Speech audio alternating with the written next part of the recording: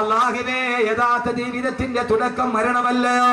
ഇനിയല്ലയോ മഹിഷറയുള്ളത്? ഇനിയല്ലയോ അർശിന്റെ തണലുള്ളത്? മരണത്തിന്റെ ശേഷമല്ലേ അർശിന്റെ തണലുള്ളത്?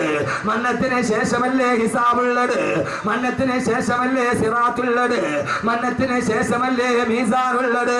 മരണത്തിന് ശേഷമല്ലേ നരകമുള്ളത്? മരണത്തിന് ശേഷമല്ലേ സ്വർഗത്തിന്റെ സുന്ദരതയുള്ളത്?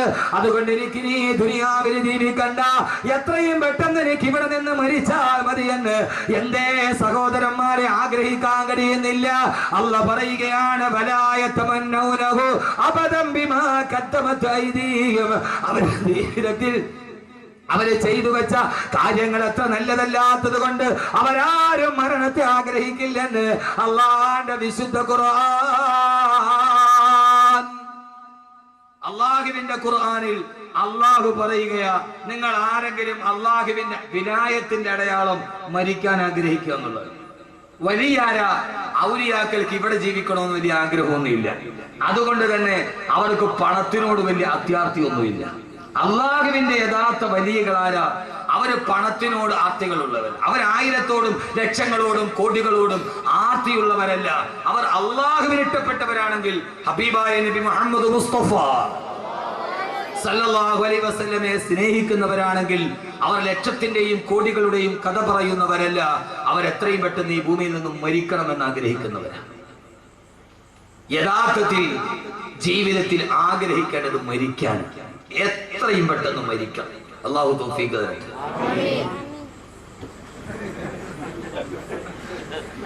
എത്രയും പെട്ടെന്ന് ഈ ഭൂമിയിൽ നിന്ന് മരിക്കണം. അല്ലാഹു തൗഫീഖ് തരട്ടെ. ഒരൊറ്റ പെണ്ണുങ്ങൾ ആമീൻ പറഞ്ഞിട്ടില്ല. കാരണം എന്താ? അവർ കണ്ട സീരിയൽ പകുതി പോലും ആയിട്ടില്ല. എന്റെ കൊച്ചിന്, എന്റെ ആദ്യത്തെ കുട്ടിക്ക് അവനെ പ്രസവിച്ചതിനാണ് ഒരു സീരിയൽ തുടങ്ങിയത്. ഞാൻ മിനിങ്ങാന്ന് ഭാര്യയോട് പറഞ്ഞു, അത് ഇതുവരെ തീർന്നിട്ടില്ലാന്ന്. അത് ആദ്യം സംവിധാനം ചെയ്ത ആളും മരിച്ചു, രണ്ടാമത് സംവിധാനം ചെയ്ത ആളും മരിച്ചു. ഇനി അയാളുടെ മോനാണ് സംവിധാനം ഇപ്പൊ ചെയ്യുക.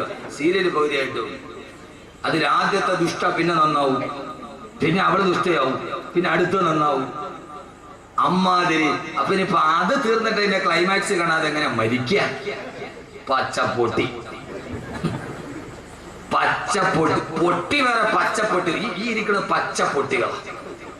കാരണമല്ല, മേക്കപ്പിന്റെ സാരി ഉടുത്ത് ഗ്ലിസറിൻ തേച്ചിട്ട് കരയുന്ന പെണ്ണിനെ കണ്ടിട്ട്, കണ്ണിന് ഗ്ലിസറിൻ തേച്ചിട്ട് കരയുന്ന പെണ്ണിനെ കണ്ടിട്ട് 21 ഇഞ്ചിന്റെ മുമ്പിൽ ഇരുന്നിട്ട് പൊട്ടിക്കരഞ്ഞ പച്ചപ്പൊട്ടിയാണ്. പച്ചപ്പൊട്ടി. അവള് കരയുന്നത് ഗ്ലിസറിൻ തേച്ചിട്ടാണ്. അവള് ക്യാമറയുടെ മുമ്പിൽ ആ സീരിയലുകാരി കളഞ്ഞത്. ഒരു സീരിയൽ നടിക്ക് 500 സാരി ഉണ്ടെന്നാണ് ഇന്നത്തെ വനിതയുടെ റിപ്പോർട്ട്. 500 സാരി. യഥാർത്ഥത്തിൽ അഭിനയം പച്ചപ്പൊട്ടി എന്നല്ലാതെ അതിന്റെ അപ്പുറത്തേക്ക് പറയാൻ കഴിയില്ല. ഗ്ലിസറിൻ തേച്ച് കരയുന്ന ആ പെണ്ണ്, 500 സാരിയുള്ള പെണ്ണ്, ഒരു ദിവസം 10 പ്രാവശ്യം സാരി മാറി മാറി ഉടുത്ത് ക്യാമറയുടെ മുമ്പിൽ ഗ്ലിസറിൻ തേച്ചിരിക്കുന്ന പെണ്ണിനെ കണ്ടിട്ട് കരഞ്ഞ പെണ്ണ്, അവളാണ് പച്ചപ്പൊട്ടി. അതിനേക്കാൾ വലിയ പൊട്ടി വേറെ ലോകത്തില്ല. പച്ചപ്പൊട്ടി. നിങ്ങൾ പറഞ്ഞ കാര്യം. യഥാർത്ഥത്തിൽ എന്റെ പ്രിയപ്പെട്ട സഹോദരങ്ങളെ, ഏറ്റവും പ്രധാനപ്പെട്ട ജീവിതം മരണത്തിന് ശേഷമാണ്. മരിക്കുക എന്ന് പറയുന്നത് സന്തോഷമാണ്. അല്ലാഹു ആ സന്തോഷം നമുക്ക് നൽകി അനുഗ്രഹിക്കണം. ആമീൻ പറയും മനുഷ്യന്മാരെ. അതുകൊണ്ടല്ലേ അല്ലാഹുവിന്റെ വിശുദ്ധമായ ഖുർആൻ പറഞ്ഞത് എന്താ? കുല്ലു നഫ്സിൻ ദായിഖത്തുൽ മൗത്ത്. കുല്ലു നഫ്സിൻ ദായിഖത്തുൽ മൗത്ത്. എല്ലാ മനുഷ്യ ശരീരവും, യഥാർത്ഥത്തിൽ നമുക്ക് അറിയാവുന്ന ചില ആയത്തുകളുണ്ട്. നമ്മൾ ഏറ്റവും കൂടുതൽ കേട്ടിട്ടുള്ള ആയത്താണ് കുല്ലു നഫ്സിൻ ദായിഖത്തുൽ മൗത്ത്. എന്താ അതിന്റെ അർത്ഥം? ഇതാ ദറസ് എന്നതിന്റെ ഗുണം. എല്ലാ ജീവജാലങ്ങളും മരണപ്പെട്ടു പോകും. ഇത് നമ്മൾ പണ്ട് മുതലേ പറഞ്ഞു പഠിച്ച ഒരർത്ഥമാണ്. ചില ആയത്തുകൾ നമുക്ക് ആയത്തറിയാം, പക്ഷെ അർത്ഥം അറിയില്ല. അതിന് വലിയ ഹിസാൻ വൈത്തായതിൽ കുറവ്. അപ്പം നമുക്കറിയാം ജുമയുടെ ശക്തം ബെല്ലടിച്ചു, പള്ളിക്കകത്ത് ഒരാൾ ബെല്ലാണ്. ആയത്ത് കേൾക്കുമ്പോൾ മോനെ ഒന്നുകൂടി ഒത്തിരി സൗണ്ട് തുറന്നു വിട്ടേ, ഒരു ഇത്തിരി എക്കോ വെറുതെ വിട്ടാ ഹുനാന്ന് പറഞ്ഞാൽ ഹുനാന്ന് കേൾക്കേണ്ടത്, എന്നാലേ തന്നെ സുഖമുള്ളൂ. ആ സമയം യഥാർത്ഥത്തിൽ നമ്മൾ പണ്ട് മുതലേ പറഞ്ഞു പഠിച്ച ഒരർത്ഥമാണ് കുല്ലു നഫ്സിൻ ദായിഖത്തുൽ മൗത്ത്. എല്ലാ ജീവജാലങ്ങളും മരണം ഇവിടെ എല്ലാ ജീവജാലങ്ങളും മരിക്കുമെന്നല്ല. കുല്ലു നഫ്സിൻ ദാഇഖത്തുൽ മൗത്ത്, എല്ലാ ജീവജാലങ്ങളും മരണത്തിന്റെ രുചിയേറി. റാക്ക എന്ന് പറഞ്ഞാൽ രുചിക്കുക. മരണത്തിനൊരു രുചിയുണ്ടെന്ന് വിശുദ്ധ ഖുർആൻ. മരണത്തിന് രുചിയുണ്ട്. ഓണമെടുത്തപ്പോ സീരിയലുകളിൽ മുഴുവനും, ചാനലുകൾ മുഴുവനും, എല്ലാ പത്രപ്രസിദ്ധീകരണങ്ങളും പായസം ഉണ്ടാക്കുന്ന രുചിയുടെ വകഭേദങ്ങൾ പറയുമ്പോ എല്ലായിടത്തും പായസത്തിന്റെ രുചിയാണ്. അൽസാദിന് 101 കറിയാണ് ഇപ്രാവശ്യം. ഗിന്നസ് ബുക്കിൽ കയറാൻ പോയ കഴക്കൂട്ടത്ത് എല്ലായിടത്തും രുചിയുടെ കഥകൾ. യഥാർത്ഥത്തിൽ എന്റെ പ്രിയപ്പെട്ട സഹോദരങ്ങളെ, ഏറ്റവും വലിയ രുചിയേടാ. അള്ളാഹുവിന്റെ ഖുർആൻ പറയുകയാണ്, കുല്ലു നഫ്സിൻ ദാഇഖത്തുൽ മൗത്ത്, എല്ലാ ജീവജാലങ്ങളും മരണത്തിന്റെ രുചിയറിയുമെന്ന്. റാക്ക എന്ന് പറഞ്ഞാൽ രുചിക്കുക. മരണത്തിന് രുചിയുണ്ട്. ആ രുചി ഏതാണ്? ഏതായാലും ലോകത്ത് രണ്ട് രുചിയേ ഉള്ളൂ. ഒന്നുകിൽ അത് മധുരമാണ്, അല്ലെങ്കിൽ അത് കയ്പാണ്. മരണത്തിന് 2 രുചിയാണ്. ഒന്നുകിൽ കയ്പേറിയ മരണം, അല്ലെങ്കിൽ രുചികരമായ മധുരമൂറുന്ന മരണം. അല്ലാഹുവേ അല്ലാഹുവേ അല്ലാഹുവേ, നിന്റെ അടിമകൾ ഈ പാതിരാ സമയത്ത് ഇവിടെ ഒരുമിച്ചിരിക്കുകയാണ്. ജീവിതത്തിന്റെ കഥ പറയാനല്ല, ലാഭത്തിന്റെ കണക്ക് കൂട്ടുകാരനാക്കാരല്ല. അല്ലാഹുവേ, ഞങ്ങളുടെ ഏറ്റവും വലിയ കച്ചവടം മരണത്തിന് ശേഷമുള്ള കച്ചവടമാണ്. ഞങ്ങളുടെ മരണം നീ രുചികരമാക്കണേ അല്ലാ. ഞങ്ങളുടെ മരണം നീ രുചികരമാക്കി തരണേ തമ്പുരാനെ. ഏറ്റവും രുചികരമായ മരണം കാണുമ്പോ, അതുകൊണ്ടല്ലേ ആദരവായ പ്രവാചകൻ നബി മുഹമ്മദ് മുസ്തഫ, ആദരവായ പ്രവാചകൻ നബി മുഹമ്മദ് മുസ്തഫ സല്ലല്ലാഹു അലൈഹി വസല്ലമയുടെ പ്രിയപ്പെട്ട സഹാബി ബഹുമാനപ്പെട്ട സയ്യിദുനാ ബിലാൽ, കറുത്തവനായ ബിലാൽ, കറുത്ത ബിലാൽ, ഉമയ്യത്തിന്റെ ചാട്ടവാറടിയേറ്റിട്ട് പിടഞ്ഞു പോയ ബിലാൽ, ആഫ്രിക്കക്കാരനായ ബിലാൽ. ആ ബിലാൽ മരണാസന്നനായി കിടക്കുമ്പോ ബിലാൽ റളിയല്ലാഹു തആല നിന്റെ കട്ടിലിന്റെ ഭാഗത്ത് ബിലാൽ കിടന്ന് സക്കറാത്തിൽ കിടന്ന് പിടയുകയാണ്. ഭാര്യ മക്കള് നിലവിളിക്കുമ്പോ, ഭാര്യ മക്കളും മാതാപിതാക്കളും ബിലാൽ റളിയല്ലാഹു അൻഹുവിന്റെ ചുറ്റുഭാഗത്ത് നിന്ന് പൊട്ടിക്കരയുമ്പോ, ആ സമയത്ത് കറുത്തവനായ ബിലാൽ ചിരിച്ചില്ല മനുഷ്യരെ. കറുത്തവനായ ബിലാലിന്റെ മുഖം വെളുത്തു. ഏത് സമയത്തെന്നറിയുമോ? മരണവേദന മുന്നിൽ കണ്ട സമയം. ഏത് കറുത്തവനും വെളുക്കുന്നൊരു ദിവസമുണ്ട്. ആ ദിവസമാണ് മരണദൂതം വരുന്ന ദിവസം, അസ്റായീൽ വരുന്ന ദിവസം. ഏത് കറുത്ത പെണ്ണിന്റെ മുഖവും വെളുമ്പുന്ന ദിവസം. അന്നാണ് കറുത്തവനായ ബിലാലിന്റെ മുഖത്ത് വെളുപ്പുണ്ടായത്. ബിലാൽ പറഞ്ഞു, പത്രേ, നിങ്ങൾ എന്തിനാണ് കരയുന്നത്? എന്തിനാ? നിങ്ങൾ ഇവിടെ നിന്ന് വിട പറയുകയല്ലേ? ഉപ്പയെ നഷ്ടപ്പെടുകയല്ലേ? ഭർത്താവിനെ നഷ്ടപ്പെടുകയല്ലേ? പൊന്നുമകനെ നഷ്ടപ്പെടുകയല്ലേ? ആ വ്യതയൊത്തിട്ട് ഞങ്ങൾ കരയുകയാണെന്ന് മറുപടി പറയുമ്പോ, മരണസമയത്ത് പടന്തുണി കെട്ടിൽ കിടന്ന ബിലാൽ റളിയല്ലാഹു അൻഹു തന്റെ പ്രിയപ്പെട്ട ഭാര്യ മക്കളോട് പറഞ്ഞതെന്താ? നിങ്ങൾ എന്റെ മുമ്പിൽ നിന്നിട്ട് കരയുന്നത് എന്തിനാ? എനിക്ക് ഏറ്റവും വലിയ സന്തോഷം ഇപ്പോഴാ. ഞാൻ മരിക്കുന്നതാണ് എനിക്ക് ഏറ്റവും വലിയ സന്തോഷം. സന്തോഷത്തോടെ നിങ്ങൾ എന്നെ യാത്രയാക്കണേ. കാരണം മരിച്ചു കഴിഞ്ഞാല് ഞാൻ പോകുന്നത് എവിടേക്കാണ്? അൽകാ മുഹമ്മദൻ വഹിസുബാ, അൽകാ മുഹമ്മദൻ വഹിസുബാ. ഞാൻ എന്റെ ഹബീബായ നബി തങ്ങളെ കാണാൻ പോവുകയല്ലേ? ഞാൻ അബൂബക്കറിനെ കാണാൻ പോവുകയല്ലേ? എനിക്ക് മുമ്പേ വിട പറഞ്ഞു പോയ ഉമറിനെ കാണാൻ, എനിക്ക് മുമ്പേ വിട പറഞ്ഞു പോയ ഉമറിനെ കാണാൻ. സഹോദരങ്ങളെ, മരണം ജീവിതത്തിന്റെ തുടക്കമെന്ന ശീർഷകത്തിന്റെ കീഴിൽ ആദ്യം അറിയുക, മരിച്ചു കഴിഞ്ഞാലാണ് പിന്നെ മനക്കോട്ടകള് തെളിയുക. സ്വപ്നങ്ങൾ പൂവണിയുന്ന ദിവസം മരണശേഷമാണ്. ഇവിടെ സ്വപ്നം കാണാനേ കഴിയൂ. ഇത് സ്വപ്നം വിളയുന്ന മണ്ണല്ല. ഈ ഭൂമി സ്വപ്നം മണയുന്ന തെളിയുന്ന മണ്ണല്ല. ഈ ഭൂമി സ്വപ്നങ്ങൾ തകർന്നു പോകുന്ന മണ്ണാണ്. വമൽ ഹയാത്തു ദുനിയാ ഇല്ലാ മതാഉൽ ഗുറൂർ. ഈ ദുനിയാവിലെ സ്വപ്നങ്ങൾ പൂവണിഞ്ഞിട്ട് ഒരാളും പോയിട്ടില്ല. ഒരു മനുഷ്യന്റെ ഈ സ്വപ്നങ്ങൾ ഇവിടെ പൂവണിഞ്ഞിട്ടില്ല. ആളുകളെ കുടുകുടാ ചിരിപ്പിച്ചവരെ ചിരിക്കാൻ കഴിയാത്ത ഭൂമി. എന്റെ പ്രിയപ്പെട്ട സഹോദരങ്ങള്, എന്റെ പ്രിയപ്പെട്ട ചെറുപ്പക്കാരാ, 2.5 മണിക്കൂർ സിനിമാ കോട്ടയിൽ നിന്നെ കുടുകുടാ ചിരിപ്പിച്ച തിരുവനന്തപുരം ജില്ലക്കാരൻ, നിന്നെ കുടുകുടാ ചിരിപ്പിച്ച ഹാസ്യതാരം ഇന്ന് വെല്ലൂർ ഹോസ്പിറ്റലിൽ നിന്ന് വീട്ടിലിരുന്ന് പൊട്ടിക്കരയുകയാണ്. അയാൾക്ക് ചിരിക്കാൻ കഴിയുന്നില്ല. 2.5 മണിക്കൂർ നിന്നെ പൊട്ടിച്ചിരിപ്പിച്ചവന് ഇന്ന് കസേരയിരുന്നിട്ട് ചിരിക്കാൻ കഴിയുന്നില്ല. മറ്റൊരുത്തനെ ചിരിപ്പിച്ചവനെ ചിരിക്കാൻ കഴിയാത്ത ലോകം. 2.5 മണിക്കൂർ നിന്നെ പൊട്ടിച്ചിരിപ്പിച്ച ഇരിങ്ങാലക്കുടക്കാരൻ ഇന്നസെന്റിന് ജീവിതത്തിൽ ചിരിക്കാൻ കഴിഞ്ഞിട്ടില്ല. ആ മഹാനായ നടൻ പോലും നിങ്ങളുടെ ഭാഷയിൽ ഞാൻ പറഞ്ഞാൽ ആ വലിയ നടൻ പോലും പറഞ്ഞത് എന്തെന്നറിയുമോ? സിനിമയിൽ ഞാൻ 200ഓളം സിനിമയിൽ ഞാൻ അഭിനയിച്ചിട്ടുണ്ട്. ഇങ്ങനെ ഒരു തിരക്കഥ ഒരു നിർമ്മാതാവും ഇതേവരെ എന്നോട് പറഞ്ഞിട്ടില്ല. അദ്ദേഹത്തിന് ക്യാൻസർ വന്നു അത്രേ. രോഗത്തോട് മല്ലടിച്ച് അവസാനം ചെക്കപ്പിന് പോയപ്പോ ഭാര്യ തൊട്ടടുത്തിരിക്കുന്നുണ്ട്. ഡോക്ടർ പറഞ്ഞു നിങ്ങളുടെ രോഗം പൂർണ്ണമായി ഭേദമായി. തലേ ദിവസം ഭാര്യക്കൊരു തലവേദന വന്നു. അതിന്റെ റിസൾട്ട് വാങ്ങിക്കാൻ അതേ ഡോക്ടർ തന്നെ പറഞ്ഞു. ഒരേ സമയത്ത് തന്നെ അറ്റൻ ടൈമിന് തന്നെ ഇന്നസെന്റിനോട് പറഞ്ഞു അത്രേ നിങ്ങളുടെ രോഗം പൂർണ്ണമായി ഭേദമായി. റിസൾട്ട് വാങ്ങിച്ചിട്ട് ഭാര്യയോട് പറഞ്ഞു ഭാര്യയ്ക്ക് ക്യാൻസർ ആണ്, ഭാര്യയ്ക്ക് ക്യാൻസറിന്റെ തുടക്കമാണ്. ഭർത്താവിന് രോഗശമനം വന്ന ദിവസം തന്നെ ഭാര്യയ്ക്ക് ക്യാൻസർ പിടിപെട്ട ഒരു തിരക്കട ഇന്നേ വരെ അപ്രഭാളികളിൽ ഞാൻ കണ്ടിട്ടില്ല. ഞാൻ എന്റെ ജീവിതത്തിലാണ് ഇത് അനുഭവിച്ചത്. സഹോദരങ്ങളെ ഇന്ത്യ രാജ്യത്തെ മുഴുവനും അടക്കി ഭരിച്ച ഇന്ത്യൻ നാഷണൽ കോൺഗ്രസിന്റെ പ്രസിഡന്റും പോയി ലണ്ടനിലേക്ക് ചികിത്സയ്ക്ക് വേണ്ടി. ഇന്ത്യ അടക്കി പിടിച്ച പെണ്ണിന്, ഇന്ത്യ അടക്കി പിടിച്ച ഇറ്റലിക്കാരി പെണ്ണിന് ജീവിതത്തിൽ ഇപ്പൊ ചിരിക്കാൻ കഴിയുന്നില്ല. നാടകമേ ഉലകം നാളെ നടപ്പതേ ആരറിവാൾ. തമിഴന്റെ വാക്കുകളാണ് വലുത്. നാടകമേ ഉലകം നാളെ നടപ്പതേ ആരറിവാൾ. ഈ ഉലകം നാടകമാണ്. ഇതൊരു നാടകത്തേതിയിലെ തിരക്കഥയാണിത്. നമ്മൾ ഈ നാടകത്തിലെ അഭിനേതാക്കളാണ്. ഇടയ്ക്ക് വില്ലൻ നായകനാവുന്നു, ഇടയ്ക്ക് നായകന് വില്ലനായി മാറുന്നു. സഹോദരങ്ങളെ ഇത് ദുനിയാവ്, സ്വപ്നം കരിഞ്ഞ ഭൂമിയാണ് ഈ ദുനിയാവ്. ദുനിയാവ് സൂക്ഷിക്കേണ്ടതാണ് നഞ്ച, പരലോക നന്മയ്ക്കുള്ളതായാൽ മുഞ്ച. ഈ ദുനിയാവ് ഇത് വിട പറയുന്ന ലോകം, സ്വപ്നങ്ങൾ കാണാൻ കഴിയാത്ത ലോകം. ഈ മദ്രസയുടെ സെക്രട്ടറിക്ക് ഒരു മകളുണ്ടായിരുന്നു. 8 വയസ്സ് വരെ പൊട്ടിച്ചിരിച്ച പൊന്നുമോൾ, ഉപ്പയുടെ കൈപിടിച്ച് നടന്നു പോയ പൊന്നുമോൾ കഴിഞ്ഞ റമളാനിൽ ജീവിതത്തിലേക്ക് വന്നത് സഹിക്കാൻ പറ്റാത്ത വാർത്ത. ഇക്കഴിഞ്ഞ ദിവസം നടന്നു പോയത് 22 ദിവസം മുമ്പ് ആ മനുഷ്യൻ കയ്യിൽ പിടിച്ച് നടത്തിയ 8 വയസ്സുകാരി മോളെവിടേക്കോ പോയി, 6 അടി മണ്ണിലേക്ക്. ഇനി എന്നാണ് ഉപ്പയാ മോളെ കാണുക?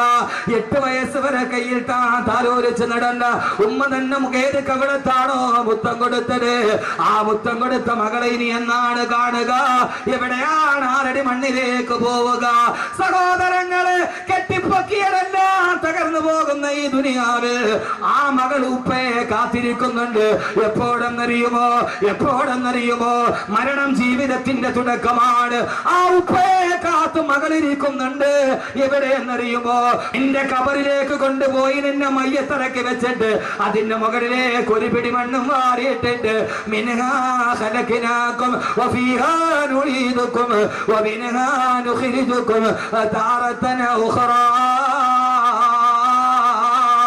പെരുങ്കല്ല് മുകളിൽ വെച്ചു മിൻഹാ തൊട്ട് ഓതിയിട്ട് മണ്ണും നെയ്യിട്ട് സ്ഥലവും വീട്ട് അതിന്റെ മുകളിൽ ഒരു പെരുങ്കല്ലും വെച്ചിട്ട് എല്ലാവരും വിട പറഞ്ഞു കഴിയുമ്പോ മണ്ണിട്ട് മൂടിയിട്ട് കബറിന്റെ ഉള്ളിലേക്ക് വെച്ചിട്ട് വിട പറയുമ്പോ ആ സമയത്ത് കബറിലേക്ക് ആദ്യം വരുന്നത് അടക്കി പിരിഞ്ഞിട്ട് പള്ളിക്കാട്ടിൽ നിന്ന് സർവരും പോകുമ്പോ കബറിലേക്ക് ആദ്യം വരുന്നത് മുൻകരൻ നക്കീറുമല്ല, അടുത്തേക്ക് വരുന്നത് മലക്കുകളല്ല. അതിനു മുമ്പ് നിന്റെ ഉപ്പ മരിച്ചു പോയിട്ടുണ്ടെങ്കിൽ, നിന്റെ ഭാര്യ മരിച്ചു പോയിട്ടുണ്ടെങ്കിൽ, നിന്റെ ബന്ധുക്കൾ മരിച്ചു പോയിട്ടുണ്ടെങ്കിൽ, നിന്റെ പൊന്നുമോള് മരിച്ചു പോയിട്ടുണ്ടെങ്കിൽ അവരുടെ ആത്മാവ് കബറിൽ കിടക്കുന്നവനെ കാണാനെത്തുമെന്ന് ഇതേവരെ കള്ളം പറയാത്ത നാവ് കൊണ്ട് റൂഹി ഫിദാ നബി മുഹമ്മദ് മുസ്തഫ. ആ മനുഷ്യൻ മരിച്ചിട്ട് മണ്ണിന്റെ അടിയിലിട്ടിട്ട് പോകുന്ന ദിവസം കാണാൻ വരും ഉപ്പ. ഈ ലോകത്തെ കുറിച്ചാണ് ഞാൻ പറയുക. ഉപ്പ എന്താണ് ഞാൻ വിട പറഞ്ഞതിന് ശേഷം ഭൂമിയിലെ വിശേഷം? ഹബീബായ നബി മുഹമ്മദ് മുസ്തഫ സഹോദരങ്ങള്, ആദ്യം മരണപ്പെട്ടു പോയവന്റെ ആത്മാവുകൾ, അതിനു മുമ്പേ മരിച്ചു പോയവർ ഖബറിന്റെ ഉള്ളിൽ നേരത്തെ മരിച്ചുപോയ ബന്ധുക്കളുടെ വാപ്പയുടെ ഉമ്മയുടെ റൂഹുകൾ പരസ്പരം അഭിവാദ്യം ചെയ്യുമെന്ന് നബി മുഹമ്മദ് മുസ്തഫ. നിങ്ങൾ നോക്ക് മനുഷ്യന്മാരെ, ഞാൻ കടയും കടക്കഥയും പറയാൻ വന്നതല്ല. എനിക്ക് നിങ്ങളോട് പറയണം, എനിക്ക് പറയേണ്ടത് ഈ ഭൂമിയുടെ വിജ്ഞാനമാണ്. ഈ ഭൂമിയുടെ വിജ്ഞാനമല്ല, ആഖിറത്തിന്റെ വിജ്ഞാനമാണ്. ആഖിറത്തിന്റെ വിജ്ഞാനമാണിത്. ഇത് കരിങ്കലിനെ കരയിപ്പിച്ച വിജ്ഞാനമാണ്. അള്ളാഹു ഇത് പഠിക്കാൻ തൗഫീഖ് നൽകട്ടെ. അള്ളാഹു ഇത് പഠിക്കാൻ തൗഫീഖ് നൽകട്ടെ. അത് പഠിപ്പിക്കാനാണ് സംവിധാനമില്ലാത്തത്. ആർക്കറിയാം? മണ്ണിലേക്ക് കൊണ്ടുപോയി വെച്ചാൽ പിന്നെ പ്ലാസ്റ്റിക് ചുരുട്ടിട്ട് വലിച്ചെറിയാനുള്ളതല്ല. നിന്നെ അവിടെ കൊണ്ടുപോയി വെച്ചാൽ നിന്റെ ഉപ്പ മരിച്ചിട്ട് കണിയാപുരം പള്ളിയുടെ ഖബർസ്ഥാനം ഉണ്ടെങ്കിൽ കാണാൻ വരും, മോനെ എനിക്ക് ശേഷം നിന്റെ വാർത്തകൾ എന്തൊക്കെയായിരുന്നു. 6 അടി മണ്ണിന്റെ ഉള്ളിലിരുന്നിട്ട് വാപ്പയോട് മകൻ സംസാരിക്കുന്ന ദിവസം ഖബറിലെ പ്രഥമ രാത്രിയാണ്. ഖബറിലെ പ്രഥമ രാത്രിയാണ്. അള്ളാഹു നമ്മൾ അവിടെ നന്നാക്കി തരട്ടെ. ഇവിടെ ഈ മൊഞ്ചുണ്ടായിട്ട് കാര്യമില്ല, ഈ തഴമ്പ് ഇവിടെ ഉണ്ടായിട്ട് കാര്യമില്ല. ഈ തഴമ്പ് ആഖിറത്തിലേക്ക് കൊണ്ടുപോകും. അതിന് വിജ്ഞാനം പഠിക്കണം. ഏത് വിജ്ഞാനം? ഏത് വിജ്ഞാനം? കരിങ്കലിനെ കരയിപ്പിച്ച വിജ്ഞാനം പഠിക്കണം. അവിടേക്ക് നമ്മൾ തുടങ്ങുകയാണ്. അള്ളാഹു തൗഫീഖ് നൽകി. ഇവിടെ എഴുന്നേറ്റിനും അക്ഷരയിലൊക്കെ നമുക്ക് പോകണം. ഈ ചുരുങ്ങിയ ദിവസം സമയം കൊണ്ട് അള്ളാഹു പറയുന്നത് മുഴുവനും ജീവിതത്തിൽ പകർത്താൻ അള്ളാഹു തൗഫീഖ് നൽകി. അല്ലാതെ എന്തെങ്കിലും പറഞ്ഞിട്ട് പോകാൻ ഞാൻ വന്നതല്ല. പഠിക്കണം. ഇന്ന് നമ്മുടെ ലക്ഷ്യം തെറ്റിപ്പോയി. ദറസിന്റെ പടിവാതിലുകൾ അടയ്ക്കപ്പെട്ടു. എന്തുകൊണ്ടെന്ന് ചോദിച്ചാൽ യൂറോപ്പിനെ നമ്മൾ സ്വീകരിച്ചു. നമ്മളെ വിട്ടു. യൂറോപ്പ് മതി, പടിഞ്ഞാറ് മതി എന്നൊരു ചിന്ത നമുക്കുണ്ട്. മക്കളെ UK വിട്ട് പഠിപ്പിച്ചാൽ അവൻ ഏറ്റവും നല്ലവനാണ്, അവൻ ആഖിറത്തിൽ പ്രയോജനപ്പെട്ടു എന്ന് നമ്മൾ കരുതിപ്പോയി. നിങ്ങൾ ഈ കണിയാപുരം മുതൽ കഴക്കൂട്ടം വരെ ഏത് സ്ഥലത്തും നിങ്ങളൊരു 2 പരസ്യമാണ് ഏറ്റവും കൂടുതൽ. 2 പരസ്യം. കണിയാപുരത്ത് നിങ്ങൾ പോയാൽ അവിടെ കാണുന്ന ഏറ്റവും വലിയ പരസ്യം ഏതാ? മലേഷ്യൻ ഗോൾഡ് സൂക്കിന്റെ എന്റെ വലിയ ഹബീബാണ് അദ്ദേഹം. അദ്ദേഹത്തിന് അനുജന്റെ മോളെ വിവാഹം കഴിച്ചിരിക്കുന്ന എന്റെ ഏറ്റവും അടുത്ത സുഹൃത്താണ്. അള്ളാഹു നല്ല ബർക്കത്ത് കൊടുക്കട്ടെ. മലേഷ്യൻ ഗോൾഡ് സൂക്കിന്റെ പരസ്യം നമ്മൾ കാണും. പക്ഷെ അതിനേക്കാൾ കൂടുതൽ കണിയാപുരം മുതൽ കഴക്കൂട്ടം വരെ പോയാൽ അല്ലെങ്കിൽ തിരുവനന്തപുരം വരെ പോയാൽ ഏത് ഇലക്ട്രിക് പോസ്റ്റിലും 2 പരസ്യമാണ് കൂടുതൽ. ഒന്ന്, UK പഠിക്കാൻ അവസരം. മക്കളെ നമ്മൾ UK വിട്ടു. ഒന്നേതാ? UK പഠിക്കാൻ അവസരം. രണ്ടാമത്തെ ഏറ്റവും കൂടുതൽ പരസ്യമുള്ളത് മൂലക്കുരു ഓപ്പറേഷൻ ഇല്ലാതെ സുഖപ്പെടുത്തും. ഈ 2 പരസ്യമാണ്. അല്ലേ? ആണോ? അല്ലേ? നിങ്ങളെല്ലാന്ന് പറയും. ഞാൻ കാണിച്ചു തരാം. കാരണം ഇത് 2 ഒരുപോലെ. അവിടെ പോയി പഠിച്ച പിന്നെ ഇത് വന്നേ പറ്റും. ഈ 2 പരസ്യമാണ് കേരളത്തിൽ ഏറ്റവും കൂടുതൽ ഇപ്പോൾ. ഒന്ന് UK പഠിക്കാൻ അവസരം, 2 മൂലക്കുരു ഓപ്പറേഷൻ ഇല്ലാതെ സുഖപ്പെടുത്തും. നമ്മുടെ മക്കൾ UK പോയാലെന്ന് കരുതി എന്തുകൊണ്ട്? നാളെ ഖബറിൽ നിന്റെ മക്കളുമായി നിനക്ക് സല്ലപിക്കാൻ കഴിയണമെങ്കിൽ ആ ഭാഗത്തേക്ക് നിന്റെ മക്കളെ പഠിപ്പിക്കാൻ നിനക്ക് കഴിയേണ്ടതുണ്ട്. അള്ളാഹുവിനാക്കി തരുമാറാകട്ടെ. നമ്മൾ മക്കളെ UK വിട്ട് പഠിപ്പിക്കുക. അവര് വന്ന് പൈസ 1 ലക്ഷം രൂപ ശമ്പളം കിട്ടിയാൽ പിന്നെ പാന്റിന്റെ പോക്കറ്റിൽ കയ്യും തിരുമി നമ്മളിങ്ങനെ അങ്ങോട്ട് അടക്കുക. മാനം നോക്കി പാന്റിന്റെ പോക്കറ്റിന്റെ ഉള്ളില് കൈകുത്തി. എടാ പച്ചപ്പൊട്ട, ഈ പാന്റിന്റെ പോക്കറ്റിൽ നീ കൈയിടുന്നെന്തിന്? ഈ പാന്റിന്റെ പോക്കറ്റ് അത് യൂറോപ്പിന്റെ സംസ്കാരമാണ്. അത് ബ്രിട്ടനിലാണ്. അവിടെ തണുപ്പ് കൂടുതലാണ്. അതുകൊണ്ട് ആളുകൾ തണുക്കാതിരിക്കാൻ കൈ പാന്റിന്റെ പോക്കറ്റ് ഇടും. നമ്മളതും ഫാഷൻ. നമുക്ക് ജോലി എന്താ? നമ്മളൊന്നും ചെയ്യില്ല. നമ്മൾ പാന്റിന്റെ ഉള്ളിൽ പോക്കറ്റ് കൈയുമ്പോ ഇട്ടിട്ട് നമ്മൾ ഇങ്ങനെ വന്ന എവിടെയും വന്നത് പള്ളിയുടെ മുമ്പിലോ ഈ കൊള എന്തുണ്ടേ? നമ്മൾ പാന്റിന്റെ പോക്കറ്റിൽ കൈയിട്ടിട്ട് നമ്മൾ ഈ ദുനിയാവിന്റെ അറ്റത്ത് പിടിച്ചിട്ട് ഈ വാഫിയും ഈ കോഴ്സ് എന്തുണ്ടേ? നമ്മുടെ കുട്ടികളെ UK വിട്ട് പഠിപ്പിക്കുക. ഈ പാന്റിന്റെ പോക്കറ്റ് കൈയിടല് തന്നെ യൂറോപ്പ് പഠിപ്പിച്ച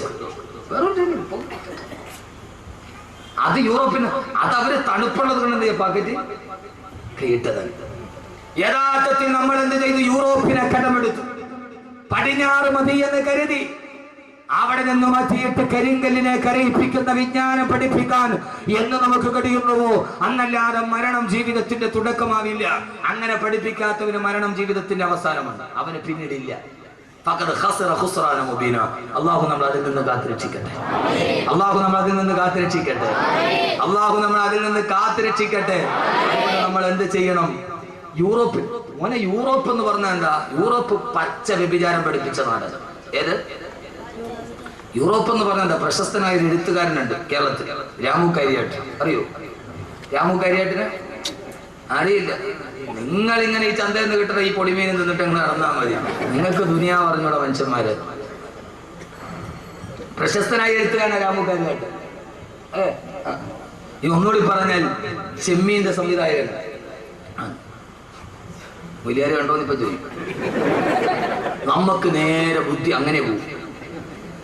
എന്റെ വായനയുടെ ലോകം വിശാലമാണ്. നിങ്ങൾ കരുതുന്നതിനൊക്കെ അപ്പുറത്താണ് എന്റെ വായനയുടെ ലോകം. ഞാൻ ഇത് മാത്രം വായിക്കുന്ന ഒരാളല്ല. എന്റെ വായനയുടെ ലോകം നിങ്ങളൊക്കെ കരുതുന്നതിന് അങ്ങേ അപ്പുറത്താണ്. വൈക്കം മുഹമ്മദ് ബഷീറിന്റെ കഥയൊക്കെ ഞാൻ 4 പ്രാവശ്യം വായിച്ചു. എന്റെ ജോലിയെ വായന എന്റെ വായനയുടെ ലോകം നിങ്ങൾ ഉദ്ദേശിച്ച അങ്ങനെ ഒരു മൂല്യാരല്ലേ? എല്ലാം വായിക്കും. എന്നാലേ ഈ ലോകത്ത് ദൈവത്ത് നടക്കും. എന്നാലേ ഈ ലോകത്തിന് ദൈവത്ത് നടക്കൂ.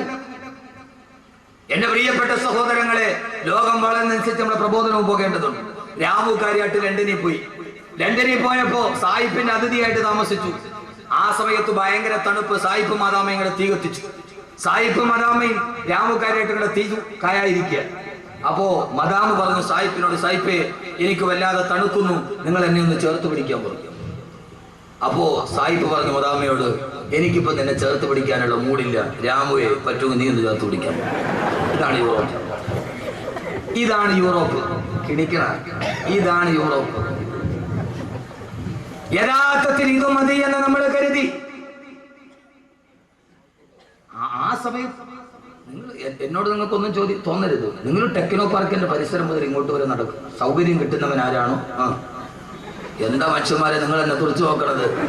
എന്താ നിങ്ങൾ എന്നെ തുറച്ചു നോക്കണത്? ധാർമ്മികത നഷ്ടപ്പെട്ടതുണ്ടായപ്പോ എല്ലാരെയും ഞാൻ കുറ്റപ്പെടുത്തുന്നില്ല. ടെക്നോ പാർക്കിൽ നിന്ന് വെള്ളിയാഴ്ച കൃത്യമായി എന്റെ ജുമയിൽ പങ്കെടുക്കാൻ വേണ്ടി വരുന്ന എത്രയോ ചെറുപ്പക്കാരുണ്ട്. ഞാൻ എല്ലാരെയും കുറ്റപ്പെടുത്തുന്നില്ല. ജുമയ്ക്ക് വേണ്ടി മാത്രം അവരെത്തുന്നവർ. സൗകര്യം കിട്ടുന്നത് എന്താണോ? പച്ച വ്യഭിചാരം. ആ വ്യഭിചാരത്തിന്റെ വിജ്ഞാനത്തിലേക്ക് നമ്മുടെ തലമുറയെ നമ്മൾ പറഞ്ഞു വിട്ടപ്പോ ടെറസിന്റെ പടിവാതിൽ അടിച്ചു കളഞ്ഞപ്പോ എന്റെ പ്രിയപ്പെട്ട ചെറുപ്പക്കാരായ യൂറോപ്പിന്റെ പച്ച വ്യഭിചാരം ഏത് വ്യഭിചാരമാ? അർജന്റീന ലോകകപ്പിന്റെ ഏറ്റവും വലിയ ഫുട്ബോളറായ ലയണൽ മെസ്സിയെ താരാരാധന നടത്തുന്ന എന്റെ പ്രിയപ്പെട്ട ചെറുപ്പക്കാരാ, ആരാ ലയണൽ മെസ്സി? ആരാ? പച്ച വ്യഭിചാരിയല്ലേ? ആരാ മെസ്സി? ആരാ? പച്ച വ്യഭിചാരിയല്ലേ? ചെറുപ്പക്കാരാ, ലയണൽ മെസ്സിയുടെ ചിത്രവും ടീഷർട്ടിൽ ചേർത്ത് നടക്കുന്ന എന്റെ പ്രിയപ്പെട്ട ചെറുപ്പക്കാരാ, ആരാ മെസ്സി എന്നറിയോ? പച്ച വ്യഭിചാരി.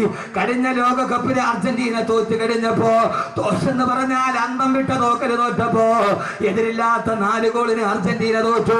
പിറ്റേ ദിവസം രാവിലെ തന്റെ കാമുകിയുടെ കൈ പിടിച്ചിട്ട് ഹവായ് ദ്വീപിലേക്ക് മെസ്സി ആഘോഷിക്കാൻ പോവുകയാ.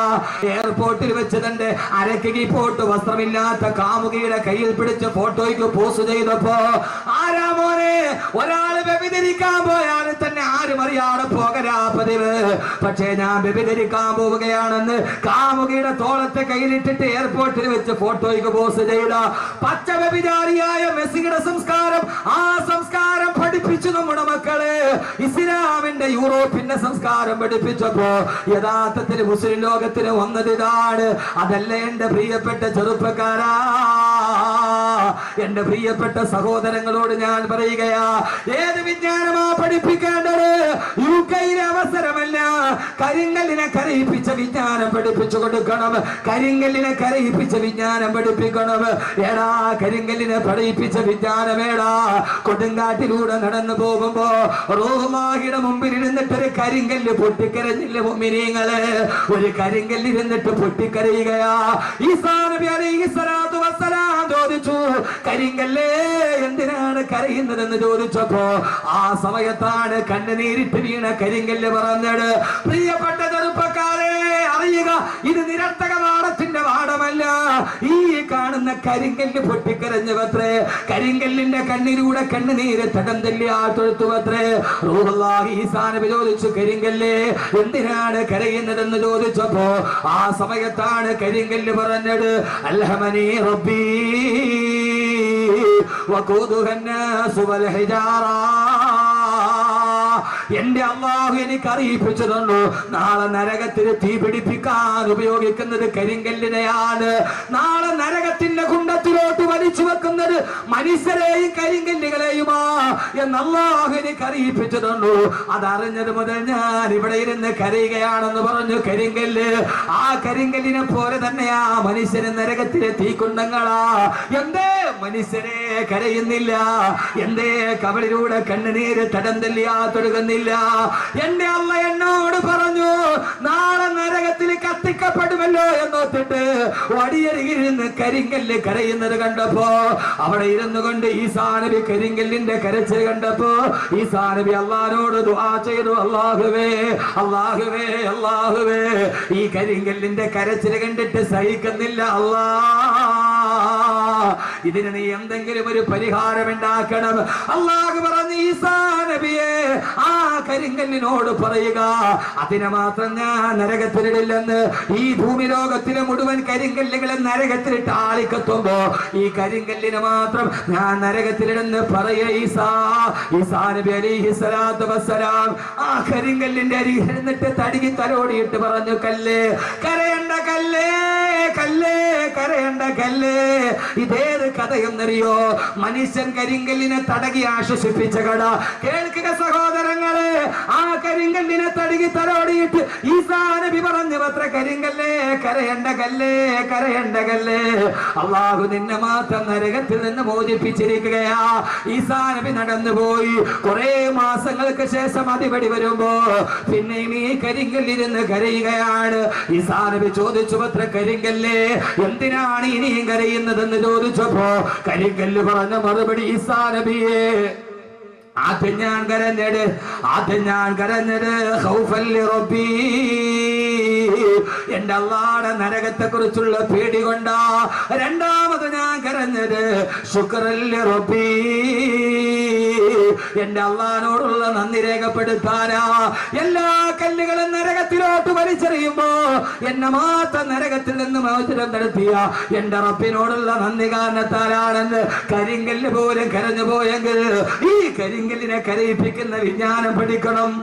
ഈ കരിങ്കല്ലിനെ കരയിപ്പിക്കുന്ന വിജ്ഞാനം പഠിക്കണം. ആ വിജ്ഞാനമാണ് എന്റെ മോനെ, റൂഹെന്ന് നിന്റെ കയ്യിൽ നിന്ന് വിട്ടുപോയാൽ, ഈ ശരീരത്തിൽ നിന്ന് ആത്മാവ് പോയാൽ, കരിങ്കല്ലിനെ കരയിപ്പിച്ച വിജ്ഞാനം ഏതെന്നറിയോ? ശരീരത്തിൽ നിന്ന് ആത്മാവ് വിട പറഞ്ഞു പോയാൽ നിന്റെ ശരീരം കൊണ്ടുപോയി 6 അടി മണ്ണിലേക്ക് കുഴിച്ചിട്ട് കഴിഞ്ഞാൽ 3 ദിവസം കഴിഞ്ഞ് നീ തുറന്നു നോക്കുമ്പോ നിന്റെ കണ്ണുകൾ മുഴുവനും അഴുകി മാറിയിട്ട് 2 ഗുഹയാ കാണുന്നതെങ്കിൽ 40 ദിവസം കഴിഞ്ഞ് കണിയാപുരം ഖബർസ്ഥാനില് ഖബറൊന്ന് കുഴിച്ചു നോക്കിയാ നിന്റെ എല്ലുകൾ മാത്രമാ കാണുന്നതെന്ന്. അതോടെ നിന്റെ ജീവിതം അവസാനിക്കുന്നില്ല. അഴുകി പോകുന്ന 6 അടി മണ്ണിന്റെ ഉള്ളിൽ നിന്റെ മാതാപിതാക്കൾ നിന്നെ കാണാനെത്തുമെന്ന്, സ്വർഗത്തിന്റെ മാലാഖമാര് നിന്നെ സന്ദർശിക്കാനെത്തുമെന്ന്. എന്നിട്ട്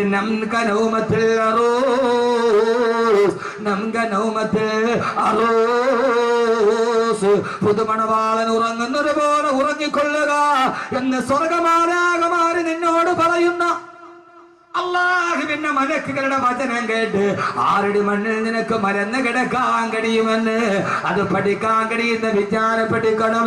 ആ വിജ്ഞാനത്തിലേക്ക് അല്ലാഹു നമ്മളെ എത്തിക്കുമാറാകട്ടെ. അല്ലാഹു നമ്മളെ എത്തിക്കുമാറാകട്ടെ. ഇതാണ് ഏറ്റവും വലിയ വിജ്ഞാനം. UK-യിലെ വിജ്ഞാനമല്ല. ഞാൻ മരിച്ചിട്ട് പോയാലും എന്റെ ശരീരം മണ്ണിലോട്ട് ഇഴുകി ചേർന്നാലും അവിടെയാണ് പിന്നെ എന്റെ ജീവിതം തുടങ്ങുക. 6 അടി മണ്ണിന്റെ ഉള്ളിൽ മുകളിലോട്ട് നോക്കിയാലും മണ്ണ്, താഴോട്ട് നോക്കിയാലും മണ്ണ്, വലത്തോട്ട് നോക്കിയാലും മണ്ണ്, ഇടത്തോട്ട് നോക്കിയാലും മണ്ണ്. ആ മണ്ണിന്റെ ഇടയിൽ തിരിയാനും മറിയാനും കഴിയാത്ത മണ്ണിന്റെ ഉള്ളിൽ കിടന്നിട്ട് ആകാശലോകങ്ങളുടെ വിശാല വസ്തുതയുള്ള സ്വർഗം കാണുന്നത്. അല്ലാഹു തൗഫീഖ് ഉറക്കെ കാശ് കൊടുത്ത കിട്ടൂല മോനെ. ഇത് KSFയുടെ ചിട്ടി അടിച്ചാൽ കിട്ടുന്ന സാധനമല്ല. ഇത് KSFയുടെ ചിട്ടിയടിച്ചാൽ കിട്ടുന്ന സാധനമല്ല.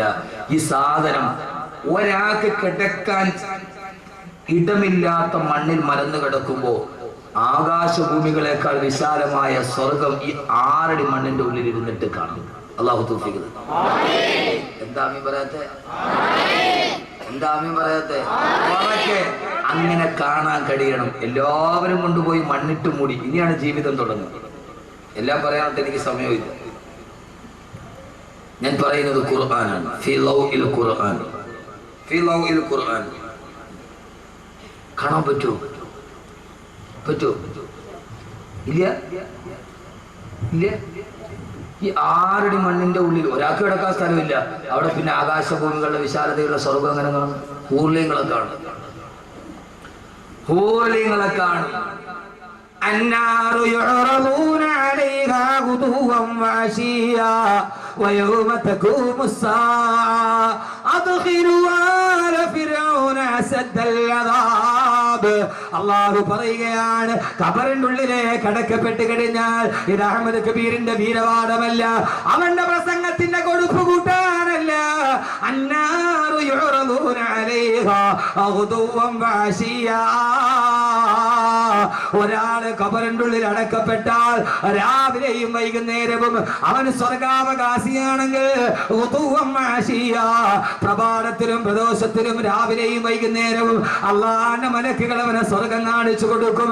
അവൻ നരകാവകാശിയാണെങ്കിൽ അള്ളാന്റെ മലക്കുകൾ അവനെ നരകം കാണിച്ചിട്ട് പറയും, എടീ നീ പോകേണ്ട നരകമാണിത്.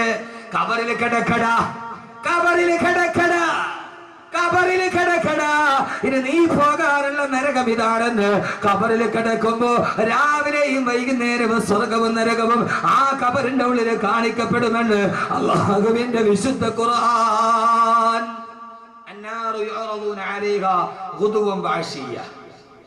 അവൻ സ്വർഗാവകാശിയാണെങ്കിൽ രാവിലെ മലക്കുകൾ ഖബറിന്റെ ഉള്ളിൽ നടക്കുന്നത് എന്താ? ഖബറിന്റെ ഉള്ളിൽ നടക്കുന്നത് എന്താ? സ്വർഗാവകാശിയാണെങ്കിൽ സ്വർഗം കാണിച്ചിട്ട് പറയും, കണ്ടോ നിനക്ക് പോകാനുള്ള സ്വർഗമാണ്. ആ സ്വർഗത്തിലെ ഹൂർലിങ്ങളെ കാണും. ഇൻഷാല്ലാഹ് നിങ്ങൾ ഇരിക്കും. ഞാൻ അടിപൊളി ഹൂർലിനായ ഒരു പെണ്ണിനെ കുറിച്ച് പറഞ്ഞാൽ, അവള് 400 കിലോമീറ്റർ അപ്പുറത്ത് നിന്ന് ചിരിച്ചാൽ ആ ചിരി ഇവിടെ കാണാൻ പറ്റും. ആ പെണ്ണിന്റെ കൈ പിടിച്ചിട്ട് പോവാം. ഇൻഷാല്ലാഹ് ഇരുന്നാൽ അവസാനം വരെ ഇരുന്ന ആ പെണ്ണിന്റെ പേര് സൈലും പറഞ്ഞാൽ ഇരിക്കും.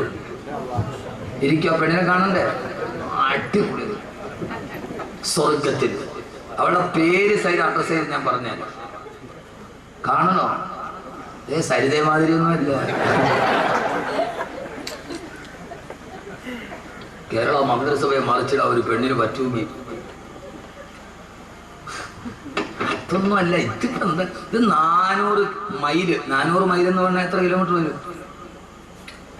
400 1 മൈൽ എത്ര കിലോമീറ്ററാ? ഇതെന്ത് മനുഷ്യന്മാരാ. ഇനിയിപ്പോ അത് ഞാൻ പഠിപ്പിച്ചത് 1.5 വരില്ല. 1.6 കിലോമീറ്റർ വരും. 1.6 കിലോമീറ്റർ. 1.5.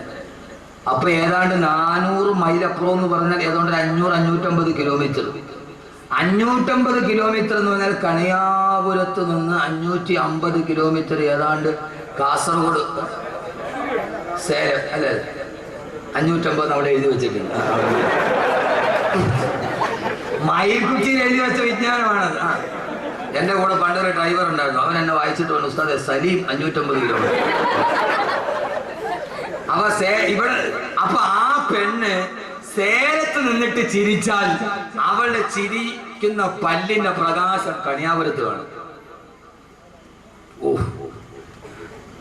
നീ ഇപ്പൊ കൊണ്ടടക്കണ പെണ്ണ് 9 മണിക്ക് അവിടെ പോയിട്ട് ചിരിച്ചോണ്ടിരുന്ന അവള് പ്രൈവറ്റ് ബസ്സിൽ വന്ന് കയറി അതങ്ങോട്ട് പോയാൽ കമ്പിയുടെ ഇടയ്ക്കുള്ള പിന്നെ കാണാൻ പറ്റും. ഇരിക്കും. ഞാൻ പറഞ്ഞാൽ അവസാനം വരെ ഇരിക്കുമല്ലോ. അള്ളാഹു തൗഫീഖ് നൽകി. അള്ളാഹു തൗഫീഖ് നൽകട്ടെ. ആദരവായ പ്രവാചകൻ നബി മുഹമ്മദ് മുസ്തഫ, ഹബീബായ നബി മുഹമ്മദ് മുസ്തഫ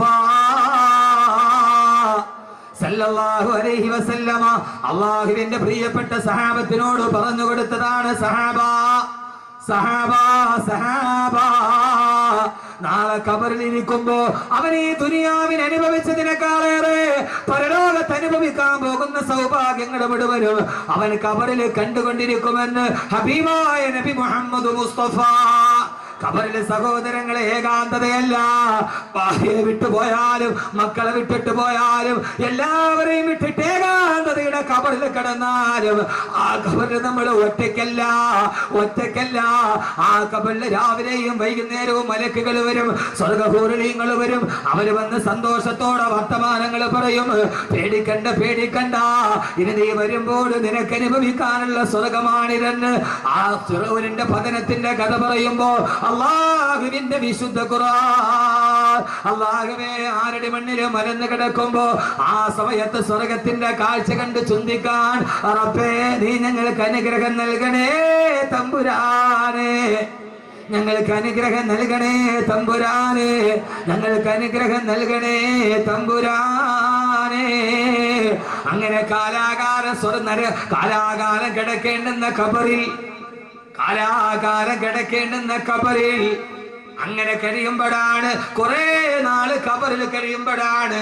ഖബറിലെ അനുഭവങ്ങളൊക്കെ ധാരാളം പ്രസംഗിച്ചിട്ടുണ്ട്. അങ്ങനെ എല്ലാവരും മരിച്ച് ഏറ്റവും അവസാനം ലോകാവസാനമായി. അവസാനിച്ചു. ലോകാവസാനം കേൾക്കാത്ത ആരെങ്കിലും ഉണ്ടോ കൂട്ടത്തിൽ? ഇല്ലല്ല. അപ്പൊ ലോകാവസാനമൊക്കെ നന്നായിട്ട് പഠിച്ചില്ലേ? ലോകം അവസാനിച്ചു. എല്ലാവരും ഖബറിന്റെ ഉള്ളിൽ കിടക്കുക. എല്ലാവരും എന്ന് പറഞ്ഞ ഞാനും നിങ്ങളും അടക്കമുള്ള സർവ്വ ചരാചരങ്ങളും മണ്ണിന്റെ അടിയിൽ മലന്നടക്കുക. ലോകാവസാനമായി. ഏതാണ്ടൊക്കെ അടുത്ത് അമേരിക്ക സിറിയ ആക്രമിക്കാൻ തീരുമാനിച്ചിട്ട് പിന്തിരിഞ്ഞു എന്നാ പറയുക. ലോകാവസാനത്തിന്റെ രണ്ടടയാളങ്ങൾ ഏതാണ്ട് ഇപ്പൊ വക്കത്തെത്തി നിൽക്കും. ഒന്ന്, അമേരിക്ക സിറിയ ആക്രമിക്കണം. എന്നാലേ ലോകാവസാനത്തിന്റെ അടുത്തടയാളം വരുമ്പോ ഞാൻ പറയാം. ലോകാവസാനം പറയാൻ ബാക്കി വെച്ചത് ഞാൻ ആദ്യം പറയാത്ത പിന്നീട് പറയും. ഇനി അടുത്തൊരു കാസറ്റും കൂടെ ഞാൻ നടക്കുന്നുണ്ട്. ലോകാവസാനം പറയാൻ മറന്നുപോയത് ഉണ്ട്. ബാക്കി വെച്ചതല്ല, പറയാൻ മറന്നുപോയത്. അങ്ങനെ കുറെ കിട്ടിയിട്ടുണ്ട്. എന്റെ പ്രിയപ്പെട്ട, ഒന്ന്, ലോകാവസാനത്തിന്റെ രണ്ടടയാളം നമ്മുടെ മുമ്പിൽ ഇപ്പൊ നിൽപ്പുണ്ട്. ഒന്ന്, അമേരിക്ക സിറിയ ആക്രമിക്കണം. ആ ഒരു യുദ്ധം ഉണ്ടാവും. ഒന്നുകിൽ സിറിയ അല്ലെങ്കിൽ ഇറാൻ ഉണ്ടാവും, ഉറപ്പാണ്. രണ്ട്, മോഡി ഇന്ത്യയുടെ പ്രധാനമന്ത്രി ആവരുന്നല്ല, നരേന്ദ്രമോദി ഇന്ത്യയുടെ പ്രധാനമന്ത്രി ആവണം. എന്നാലേ ലോകം അവസാനിക്കും.